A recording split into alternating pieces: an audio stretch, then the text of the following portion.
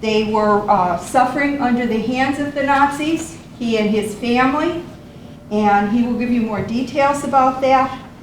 Also, he had to stay in 3 different concentration camps. 6 concentration camps. Okay, you can clarify that. I'm reading this here. Thank you so much. One of them was Auschwitz and Buchenwald and Dachau, and Mr. Lurie will tell you about the others as well. Thank you. They had to do long marches. They were called death marches. Am I correct? Yeah. In the snow and the terrible weather, from one camp to another. And he does have a tattoo that they put on his arm, and that was in Auschwitz, I believe? Birkenau. In Birkenau. But Birkenau was the killing camp. Auschwitz was the breaking camp. Birkenau was... Yeah, I'll tell you later. What I'd like to tell you that is ever so impressive about Mr. Lurie is that he came back from this terrible experience he had as a young man, 15 years old when he was finally liberated from Buchenwald. It was on his 15th birthday, am I right? Yes. And he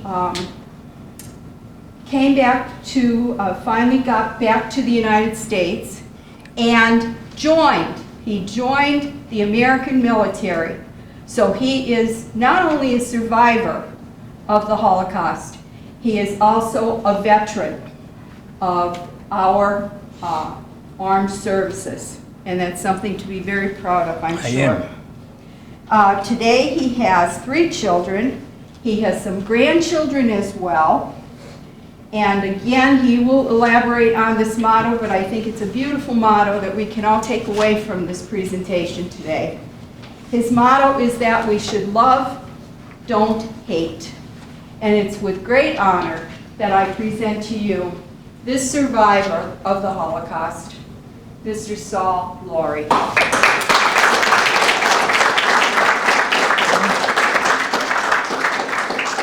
Hi, everybody hear me? Okay. My name is Saul Lurie. I'm a Holocaust survivor. I'm a survivor of 6 concentration camps. The Kovna Ghetto in 1943 became a concentration camp, the only ghetto that ever became a concentration camp. Also, I was in Stutthof concentration camp, a Kaufering and Landsberg concentration camp, Dachau, Auschwitz, Birkenau, and Buchenwald, where I was liberated. Since I told you, on my birthday, I celebrate 2 birthdays. April 11, 1930, I was born, and April 11, 1945, where I was reborn. I was liberated on my birthday. And the funny thing, the coincidence that happened to me, just unbelievable. Because I moved in New Jersey 23 years ago. My house was the first one on the block.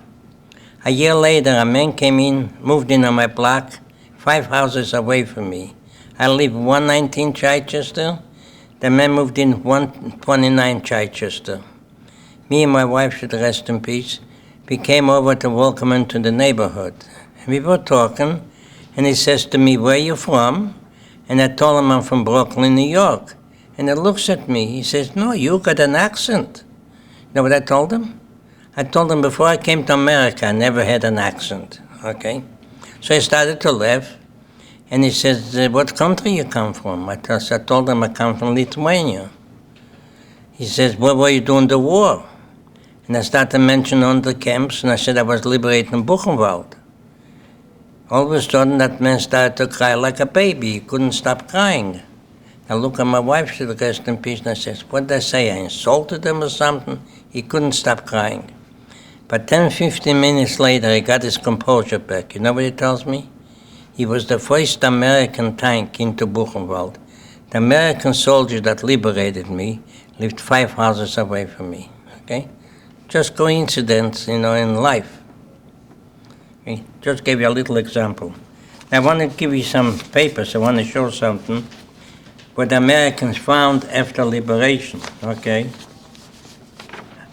I'll show you the rations they gave us, the Germans, what they gave the other nationalities and things like that. Now I'll go down a little, I'll start off a little. As I told you, I was born in Kovno, Lithuania in 1930. My family came to Lithuania in 1492, I'm sorry. They were from the Spanish Inquisition. They were invited by the King of Lithuania. Because my family goes back a very long time. It's very famous. You're not going to believe it. But my name, Lurie, is the oldest living name in the Guinness Book of Records. You could look it up. We are direct descendant of King David. There's a book, it's called The Legacy of the Lurie Family. Okay? And we are direct, as I told you, we are direct descendant of King David. And I'm very famous. I guess God upstairs watched over me, made sure I survived. Because the hell I lived through, it's just unbelievable. I mean, sometimes I lay in bed and says, how did I made it? You know the way we were treated? Like ants, okay? An ant, you see it crawling in the street, you step on it, kill it, and that's it, right? That's the way we were treated. Nobody in this world lived through what us Holocaust survivors lived through. And I believe one thing, that God took the Holocaust survivors and put us to hell and showed us what hell looks like. He said, now you go educate the people to love, not to hate. And that's my goal in life. I believe everybody should love one another, respect one another, and the most important thing, treat people the way you want to be treated. And if we do that, then we're going to have a beautiful world to live in. Okay? So that's what we should try to do. Now I'll go into my story. As I told you, I was born in Kovno, Lithuania. We had a beautiful life. My father and his brothers were in business. We had a lumber mill, and we had like over 100 horses those days. We didn't have no cars or trucks, you know. And life was beautiful. Lithuania is a small country. I don't know if you ever heard of it. The whole country at that time had 2.5 million people. 10% of the population was Jewish. Okay? And everything was going okay till 1933 when Hitler started to come in power. You know, I remember when I was a baby, I was 3 years old, I used to listen to the shortwave radio from Oslo. And when Hitler spoke, you know, he used to hypnotize people. He was a phenomenal speaker. That's the problem. When he spoke, people were hypnotized and they followed him. Okay? And then, you know, people started to come in power. He became the leader of Germany, you know, and they started up with the Jews, you know, took this away and that away, and Jews were killed, and they got away with it. Nobody said anything, okay? So then when they conquered the other countries in Europe, they did the same thing. So you could kill somebody and get away with it. So they did it, and they followed them. And that's the problem, that's the way he became so powerful. See, I believe one thing, never be a follower. You think for yourself, don't let nobody influence you. When you do that, you decide what's the right thing to do. I'm a person, I love everybody. I don't care what color, religion, nationality you are. As long as you're a nice person, that's the most important thing in my life. I like to help people, okay? I never pass by the street when somebody is hungry, a beggar, without giving them money, okay? My friends holler at me that I'm crazy. I'm giving them money to buy drugs. I says, listen, I know what hunger is, and I don't care. I give it, let them do what they want. I know what I did. I was also in business. I used to do home repairs. I used to come into houses. People couldn't afford the work. They needed the work and they couldn't afford the work.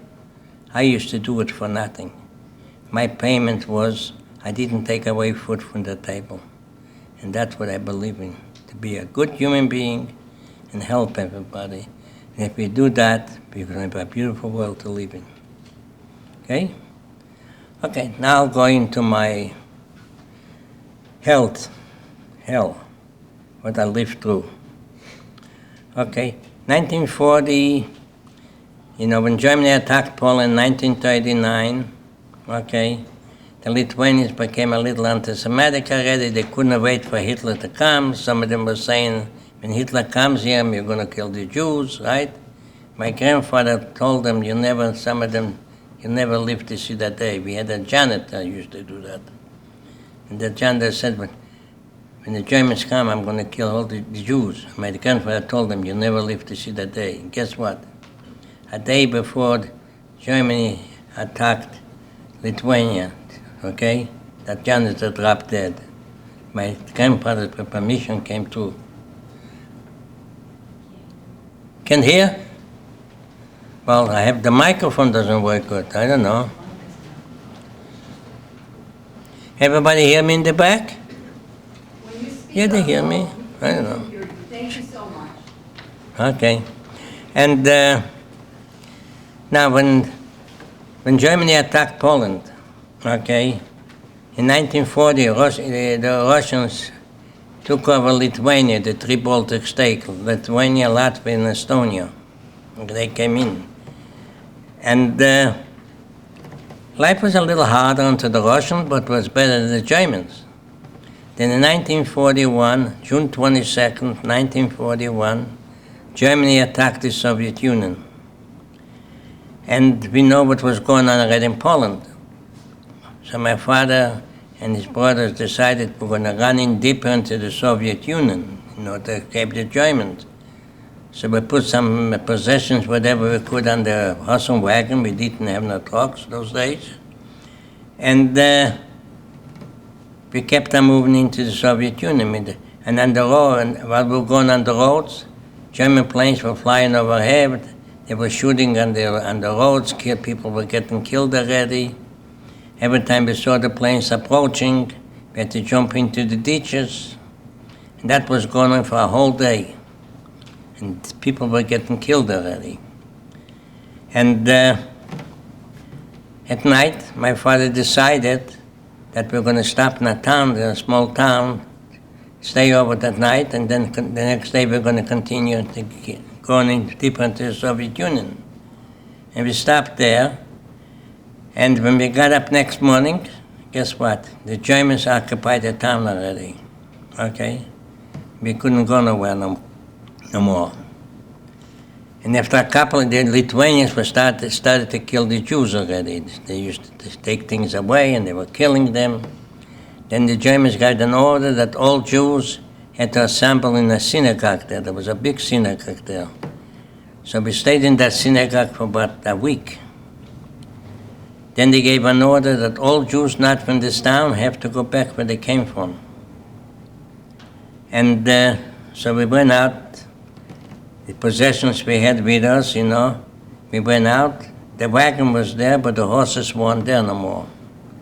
So we put the possessions on the wagon, and my father and my three brothers became the horses, because I was the baby. They were pulling the wagon, and where we were pulling the wagon, a German soldier stopped us and said, "What happened to your horses?" And my father told him in a broken German, somebody stole them. And he said, "Okay, you wait here, I'll be back."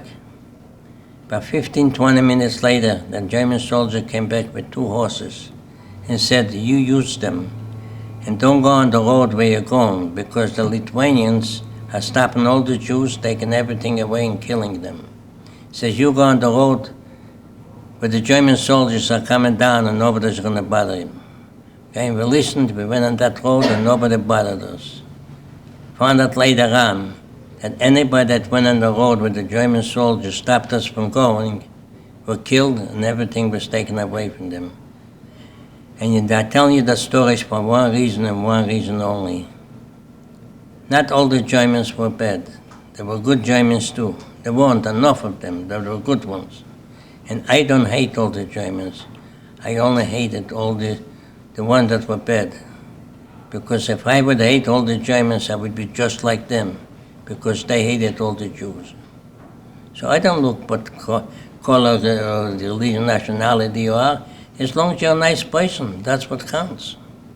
I'm a person, I love everybody. There's no difference to me. I tell people, because if I would call a religion, nationality, right? without color, religion, nationality, the world wouldn't be a beautiful place to live in. Because if it's one color, you don't see nothing in the world. The same thing when you take a picture and paint it one color, what do you see? Nothing, right? But if you take the same picture and put it in the different colors, you get a beautiful picture. And that's why the world is created this way. And it's up to us people to make sure that we love and respect one another. And that's it. And people need help, you help them. Okay? Now, as I told you, in the synagogue we were there for about a week or so. Then the Germans gave an order. All Jews not from this town have to go back where they came from. Oh yeah, I told you that already. I get mixed up already, okay? Now we came back to Kovna, where we lived, okay? The Lithuanians took over our house already. We didn't have anything. And the only place we had to go was the stables where the horses used to be. We had like 100 horses. But there were no horses no more in the stables because the Lithuanians took them all. And we moved in with the horses more. That's where we stayed. Then the Germans gave an order that all Jews had to walk in the gutter. They couldn't walk no more on the sidewalk because we were no more human beings, okay? And they gave an order that we had to put on the yellow star in the front and the back. And when you saw the Germans walking on the sidewalk, whatever they're walking, you had to bow to them. If you didn't bow to them, okay, because they were the kings. And one day, me and my cousin were walking in the gutter. We were animals, we were no human beings. And a couple of German soldiers passed by on the sidewalk. And we bowed to them. And when the Germans started to holler, "You verfluchter Jude," and my cousin, and "You verfluchter Jude" means in German, "You dirty Jew." And he got so mad and ran over to my cousin and started to hit him with the rifle, with the butt of the rifle, kept him hitting him and hitting him till he killed him, because he didn't bow low enough. So that's the first time I saw somebody from my family being killed. After a while, by a couple of months or so, the German gave an order that all Jews have to assemble in a ghetto, make a ghetto, because we couldn't live with the Gentiles together. We had to be separated. So on the other side of the city was a poor area. There was a river there. It was a poor area, and they decided that's where the Jews they're going to move in the Jews there. They put barbed wire fences all around the area there, and they pushed in like 40,000 Jewish people there in the area. The ghetto wasn't big enough, so they built a smaller ghetto too, and they put a bridge over the road so they could walk across. Each family got one room. If we were 6 people, they squeezed us into one room. And everybody had to go to work. But before that, the Lithuanians were so anti-Semitic already that from June 22nd, 1941, till the end of January 1942, you're talking a little more than 7 months, the Lithuanians and the Germans, you know how many Jews they killed in 7 months? 136,000 Lithuanian Jews. That's the way it was. Because we were no human beings, we were like animals. We didn't have no value. And then, as I told you, we moved into the ghetto. Everybody had to go to work. And at the report to the gate, everybody had to go to work. Kids like me, at that time I was only 11 years old, okay? We weren't old enough to go do the heavy work. So we used to roam around the ghetto. They used to catch the kids, they used to kill us, okay? So we used to hide in whatever, in holes, in walls, whatever we could find a hiding place. We could hide. My father and my 3 brothers worked in the stables for the ghetto to bring in the food. And the rations they used to give us and everything, they used to bring it into the ghetto. And then one day my father found out that the Germans are going to come and look for the children to take them away to kill them. So my father decided they're going to hide us in these stables. They used to have holes in the ground because there was no refrigeration. So anything that you could spoil, they used to put it in the hole in the ground. It's cooler. So he decided he's going to hide us in one of these holes. So it was me, my cousin, she had a 7-month-old baby, and another kid. They put us in one of those holes. They put boards on top and they put hay over it so it shouldn't be noticeable there's something there. And we were there for a while, and my cousin that had a 7-month-old baby had asthma, and she had trouble breathing. She decided she was going to open up the hole to get a little fresh air. And while she was doing it, a couple of German soldiers came in to look if anybody was hiding there. And they saw the hole, the board there, uncovered a little.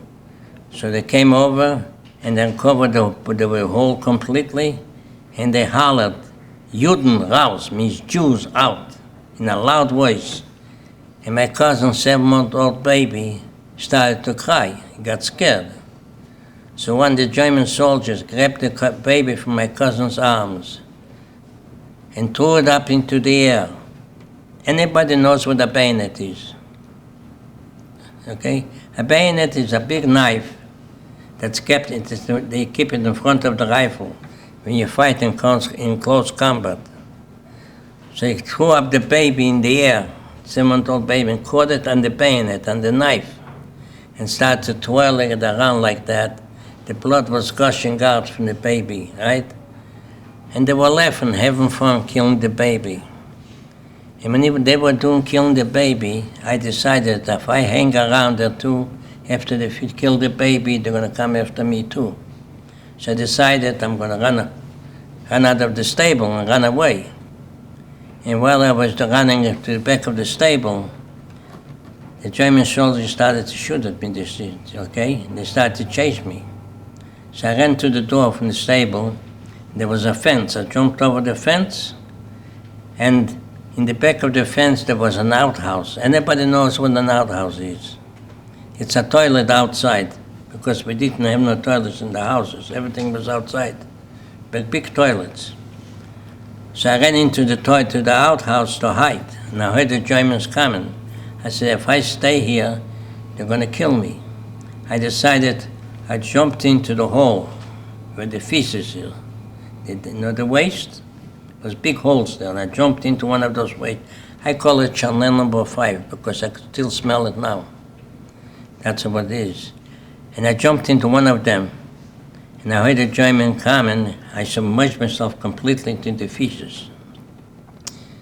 And they opened up the door, they didn't see anybody, they left. I stayed in that hole the whole day till it got dark. When it got dark, I forgot to tell you, my brother worked in the stables, and he saw what was happening. And when he went home, he told my mother they probably killed me because they were shooting after me. And listen, my mother was crying. And at night when it got dark, I went home.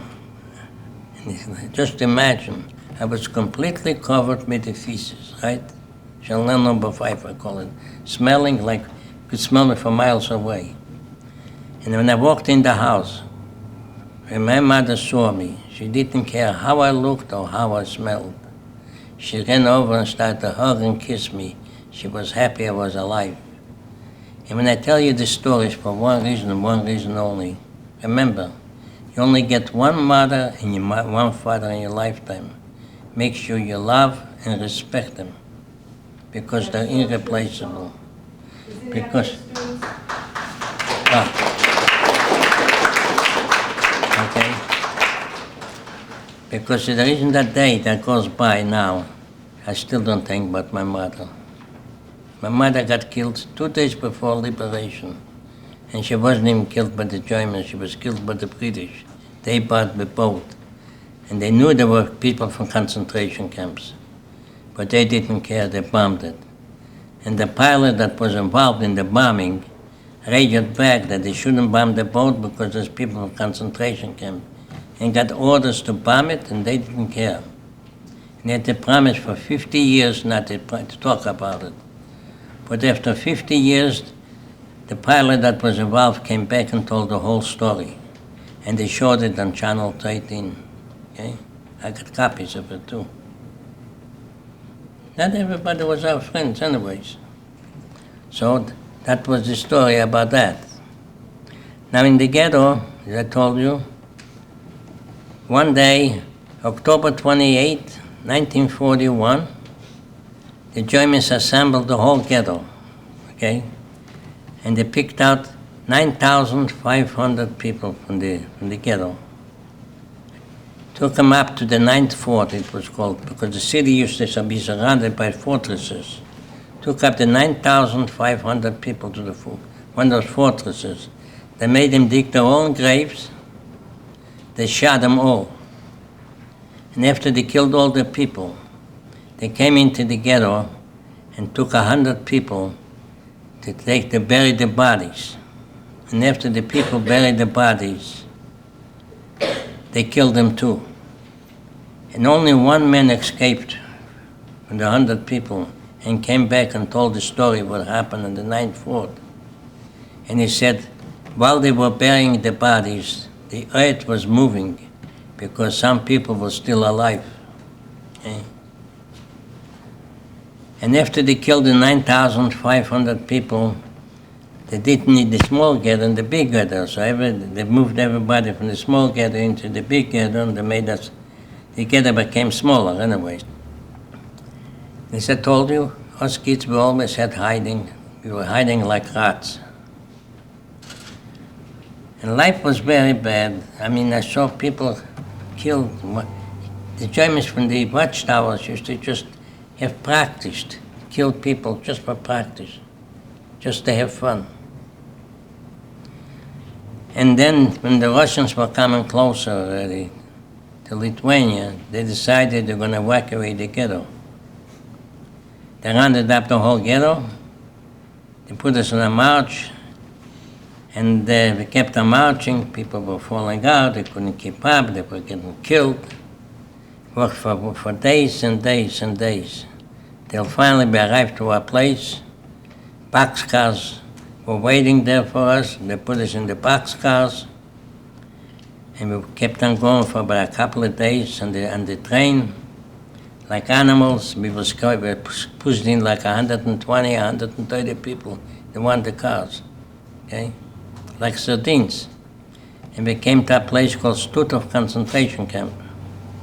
Everybody had to disembark. They took the women on one side, and the men on another side.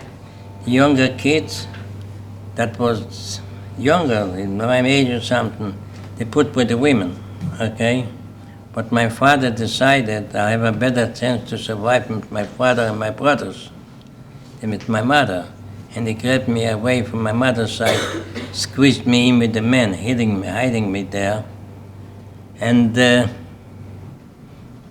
took us, the men, in the way, and they put us back on the cattle cars, and we then ended up in Kaufing and Landsberg concentration camp.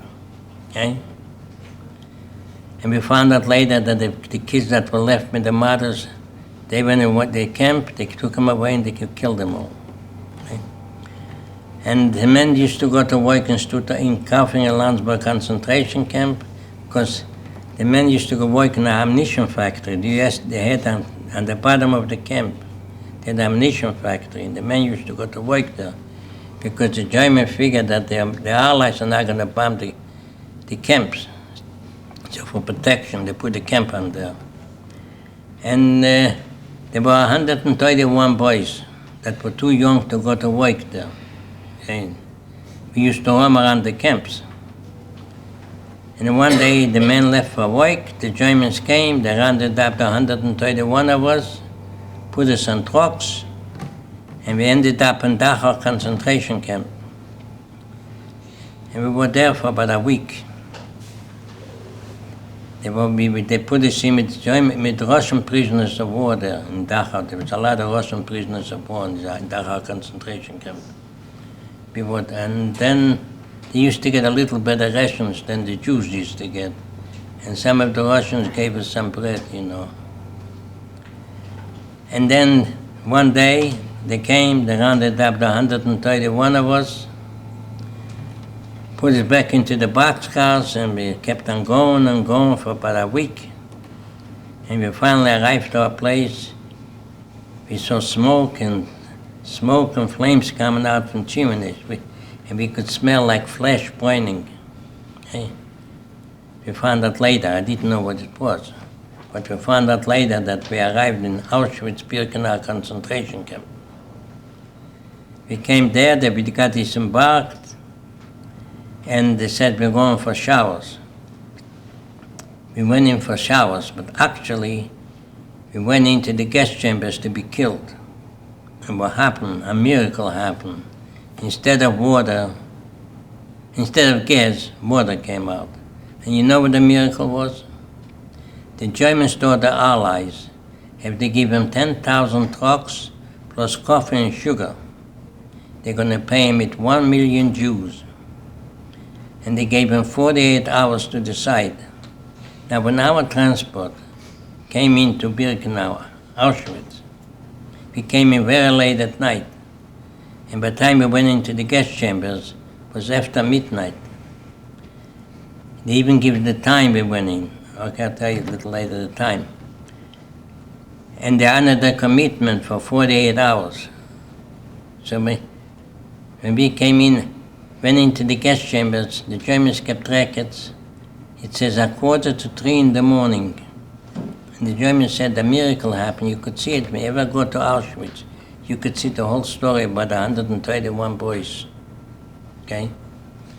We went into the gas chambers, I told you 2:45 in the morning, and they honored their commitment for 48 hours. Since the water came out, okay, they gave us the striped pajamas, and they took us out from there, took us to Lager A in Birkenau, and they tattooed us numbers. See, here's my number.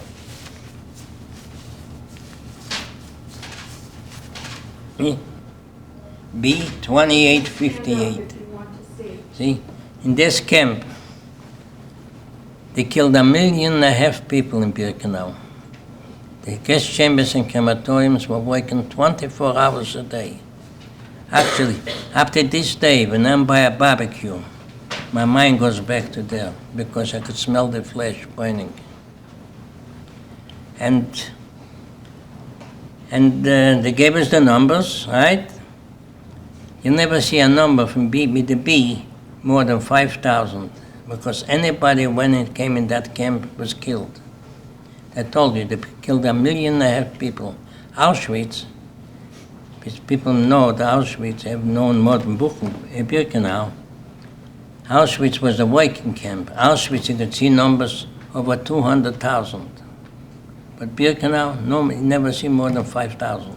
Anybody who went there was dead. That was a death sentence. And then, as I told you, they gave us the numbers, and after 48 hours, they didn't get what they wanted. A week later, they came into our barrack, took out 69 boys from my group.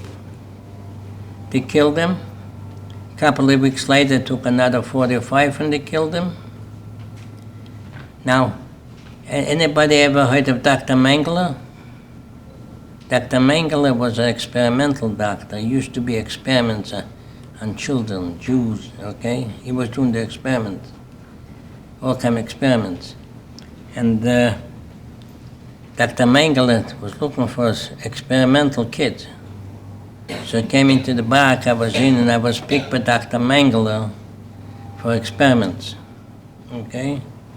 You know, Dr. Mengele used to make lampshades from skin. I'll show you pictures later. Because they want to experiment how to take off the German soldiers, let's say they used to get burned or get shot, you know, on certain type of wood.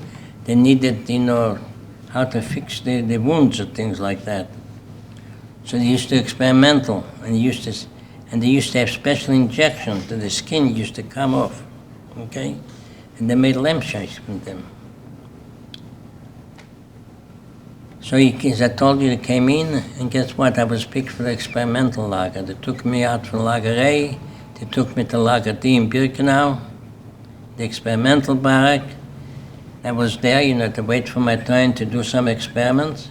But meanwhile, they needed people to work in the fields, because anybody used to come there, they used to kill them. They never had enough workers to work in the fields for harvesting in the fall. So they came into Dr. Mengeler's barrack, and I was picked to go work in the fields. They took me out to a camp called Brunner concentration camp. There was a sub-camp of Auschwitz. It was like 20 miles away from Auschwitz. And they put me in that camp to work in the fields. I was working in the fields. There were also Russian prisoners of war there, a lot of them. And they used to, took care to watch on the kids, right? As I tell you, I forgot, in Auschwitz, we used to get the bread. You know what the bread was made of? We used to get 2 slices of bread a day. You know what the bread was made of? 50% sawdust and 50% flour. That's what we ate. Okay? And your body was used to garbage, right? Didn't bother you. Now after liberation, I'm jumping ahead of time a little, right? When the Americans came in after liberation, and they saw the skeletons walking around. See here. I'll show you here. You could look at the skeletons. Here. You could pass it around if you want to look at the pictures, okay? Yeah. And wait, I'll give the other side. Pass it around.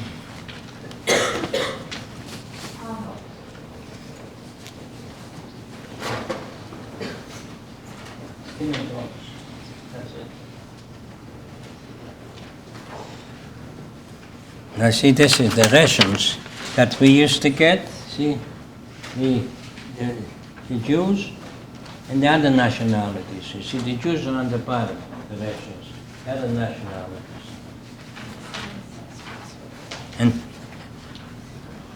And they came in and they saw the way we looked. They started to bring in food to feed us, right?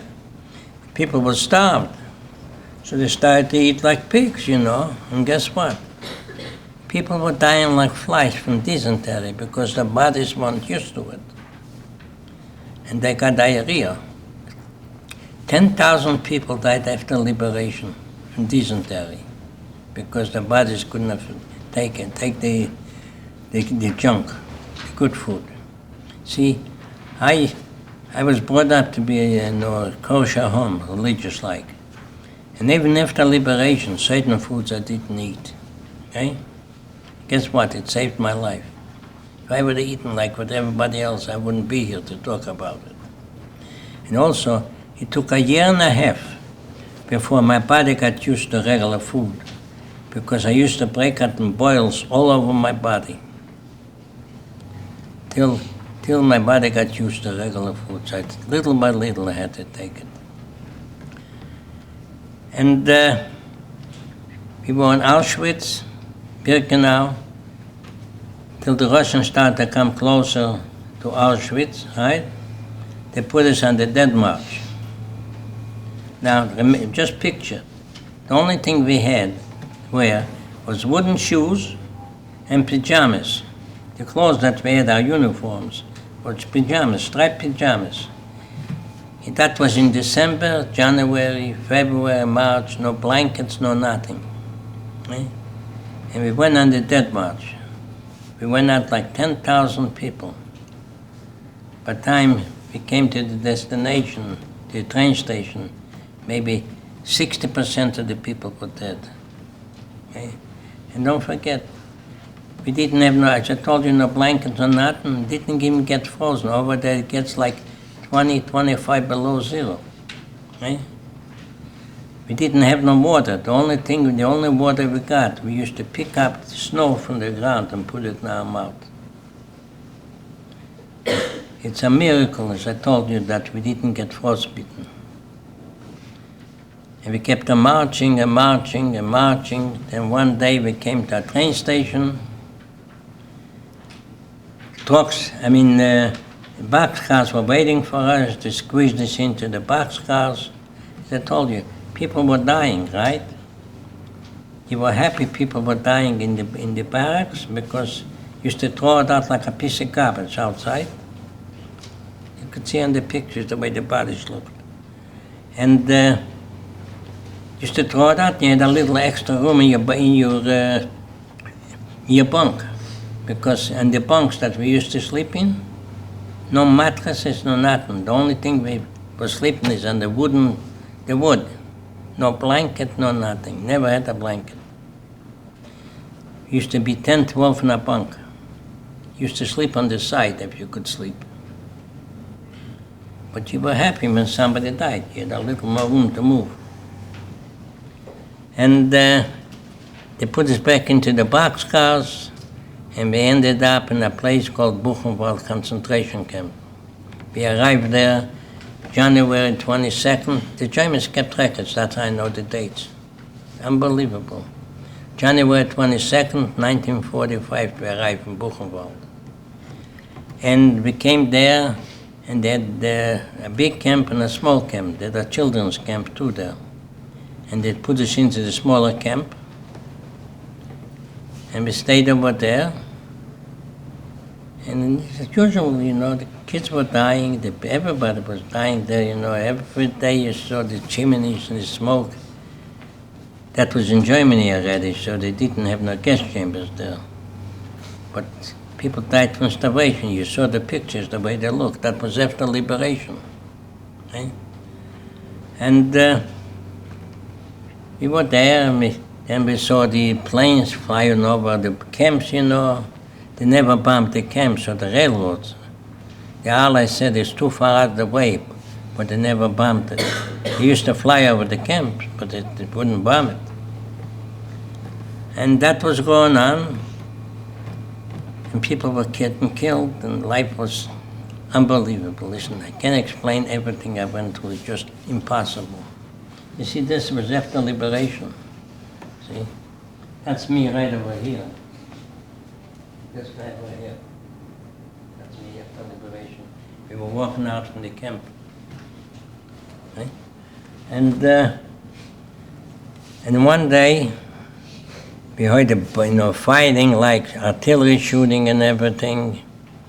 And I looked out from the crack of the barracks because we didn't have no windows. The only thing we had is skylights, but no windows. The barracks were built for horses, not for humans. And I looked out to the back of the barrack, and I saw the crack, and I saw a tank, because we were the perimeter of the camp, Buchenwald, was wooded area. And I saw a tank with a star on it. And then it disappeared. We know the Americans weren't too far. And about 15, 20 minutes later, there was a commotion in the camp. And a man came running in. And he said, "We are free, the Americans are here." And that was April 11, 1945, at 3:30 in the afternoon. Now, I lived in hell for 1,398 days. I was in concentration camps. Okay? And it's a miracle I'm here to survive. I survived, I'm here. As I told you, I believe that God took the Holocaust survivors and put us to hell. Showed us what hell looks like.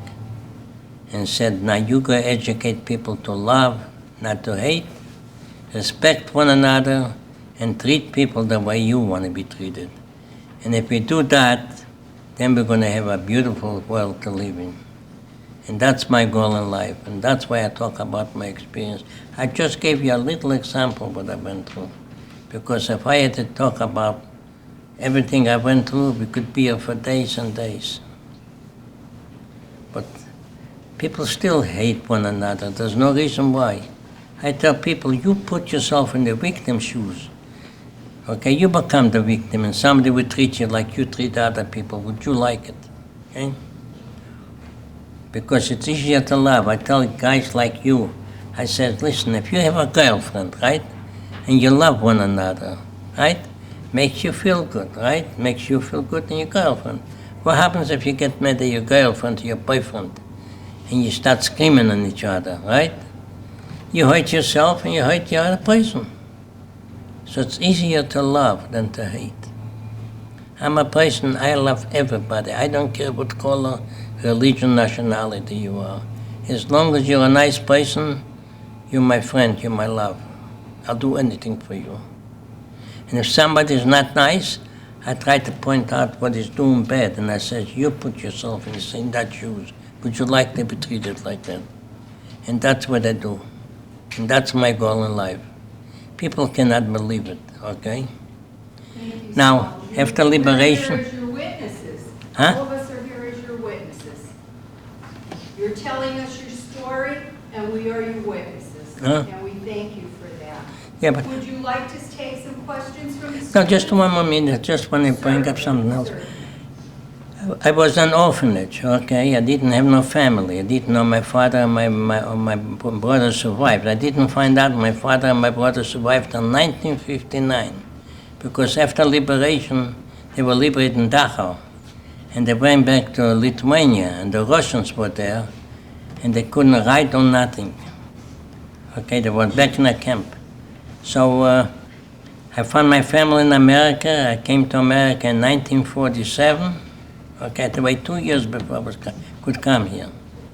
In the Korean War, I volunteered for the army. I didn't have to go, but I insisted. I want to fight for this country because this country gave me my freedom, and I want to fight for it to protect it.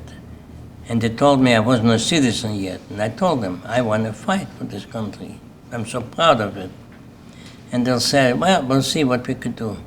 2 months later, I was called to Camp Kilmore, and I went and took my basic training in Fort Dix, New Jersey. After my basic training, you know where they sent me? Everybody went to Korea. 2 of us, they sent back to Germany. Why? Because we spoke German, and they need interpreters.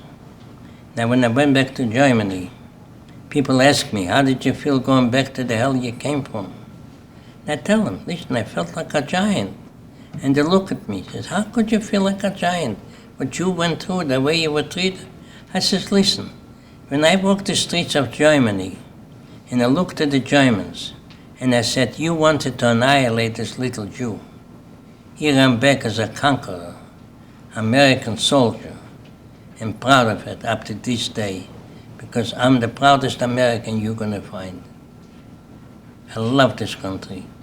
And if something is not right, I fight to correct it. Politicians, I take on anybody. I'm a little guy, but I'm a tough cookie, let me tell you. You wouldn't believe it. I stood up to a bunch of bullies, okay? Because I don't want to mention nationalities, because a kid came to my neighborhood, he didn't belong there, okay? He was a colored kid, okay?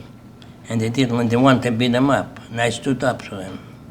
There were 4 and I was 1, okay? And guess what? They said, if you don't give us the black kid, we're going to beat you up and burn your house down. You know what I told them? I outlived a bigger bully than you. His name was Hitler. And I'm not afraid of you guys. And guess what? After 15 minutes, they left. And I saved that little boy from being killed, maybe. After that, I calmed him down, I fed him, I took him out of the neighborhood. I even gave him $5. That was in 1962. And I sent him on his way, and he was safe. I'm not afraid of anybody. Something's going to happen to me, it's going to happen. Can't change your destiny. But stand up to bullies. If you stand up to bullies, they're going to back down. You'll see. If you don't stand up to them, that's how they get the power. So if somebody's not treated right, stand up. Even the same with politicians. I fight politicians. They don't let them get away with it. Okay? I also became a citizen in Germany, in Frankfurt, while I was in the army. I mean, they came to this country in 1947. I'm 70 years in this country already. Greatest country in the world. God bless America. Okay? I just gave you a rough idea what I went through. But if I would tell you everything I went through, I told you, it would be here for days. Thank you so much. Will you take?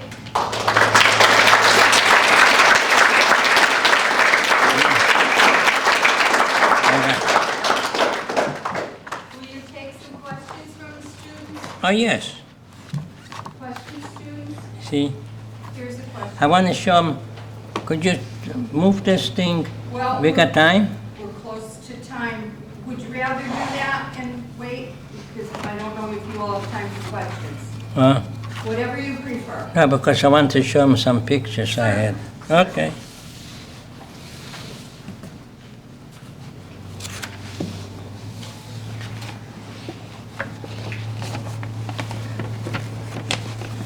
Anybody could work this thing? I don't know how to work it. You need to. Anybody knows how to work this computer with the pictures? No. I thought you had help with that. I'm sorry. That's why I had Steve come here. I can't use it. If you hit the button, I'm sure you should. There you go. It's fine. Thank See, you. this is that's called the March of the Living. Going back to the camps. That's Birkenau. That's where the people used to come in with Auschwitz. Okay? Saul, can you get behind the podium? He needs to get you showing there. Okay. Thank you. And that's the railroad tracks that the people the trains used to come in. That was the barbed wire fences. You see, they were electrified. 10,000 volt of electricity used to go. If you would touch that, you get roasted like a chicken. Nobody could have. There were double fences too. See this here? You read it? That's a memorial now where they got there.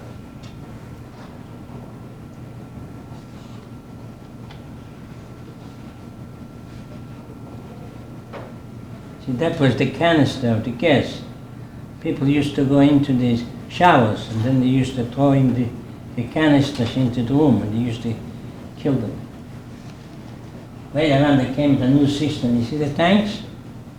That was the cyclone gas. They used to hook it up to the pipe and the gas used to come out to the showers instead of the water. That's how they used to kill them. See, that was the showers. That's where the people used to be killed. See, that was the dead bodies. That was after liberation already. That's the way they look. That's me, the little guy there, looking at it after liberation. See, that was the crematoriums. That's where they used to kill you. They used to burn you. Those chimneys flames used to shoot out from them 24 hours a day, 7 days a week. That was the gas, that was the ovens where they used to burn the bodies, okay? After they killed them. You see the little things that were there, the little drawers? Used to have special things. When they used to burn the bodies, the fat that used to come off, right? They used to catch in those kind of things. And do you know what they made from the fat? Soap. And they used to call it Judensafe, means soap made out of Jews. The Germans used to use it to wash themselves. After liberation, they found a lot of the soaps in the German houses. That's where they used to put the bodies on. See the double fences? If you escaped from one fence, you had the other fence. Nobody escaped from there. See, that's the clothes we used to wear. That's the bunks. No mattresses or nothing. We slept right on top of the boards. See the way the people looked? They skin and bones and like skeletons.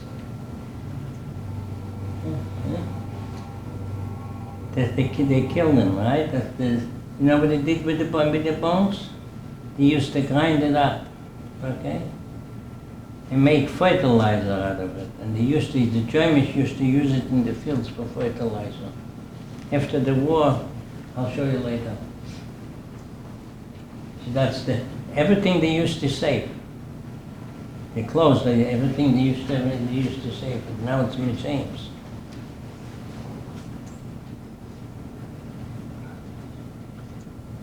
See, these things over there, right?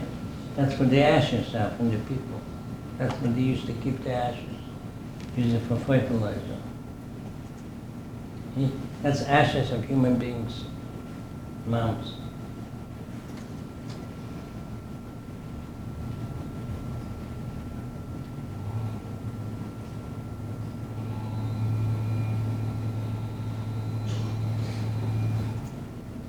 See, after the war, started to clean up the fields, the farms. And that's from the ashes. They turned to rocks. So they picked it up and they made monuments, from different countries. That's in Belzec, the concentration camp. So that's all ashes for human beings. Became rocks.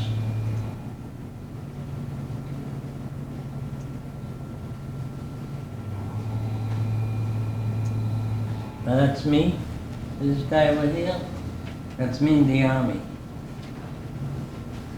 That's in Germany. And that's me, the smiling one, the good looking one, the white hat. Okay, that's the March of the Living, we went back to the camps. See that this was all human bones, trying to rot. Now you see this man over there? He used to run an orphanage, okay? There was Jewish orphanage he used to run, a man. And one day they came in and they took all the kids with them, right? They killed them. And he went with them, and the Germans told him he could go, he don't have to go with them. He said, they are my children, I'm going with them. And he went with them and got killed. And they put a monument on his name. That's the March of the Living.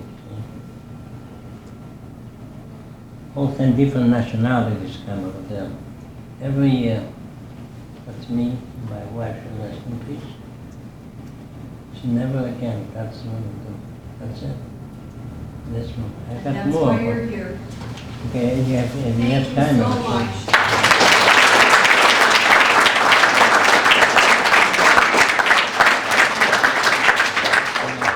you. Any questions?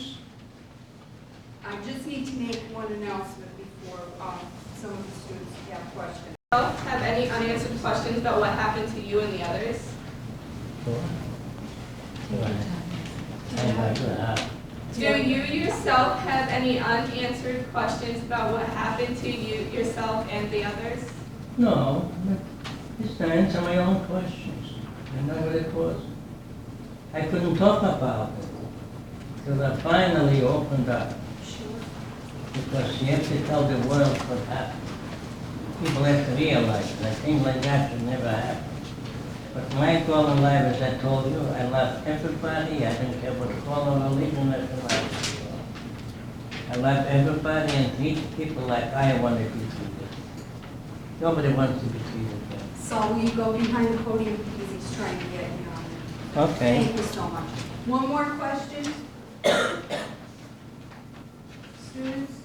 Yeah. That was a very good question.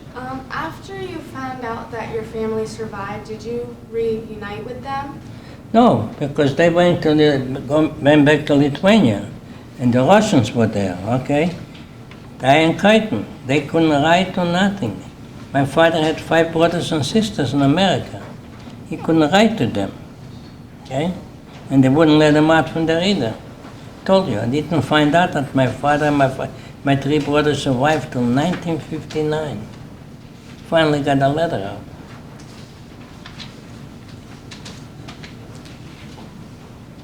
Anybody else? Listen, I hope you learned something. Make sure you stand up to bullies and be nice to one another and treat one another respectfully and help one another, because when you help somebody, it makes you feel good. I know it does. I love to help people. Would anyone like a picture as you get line here? When The papers I gave the kids, if they got them there, but I gave Yes, them? they're Okay.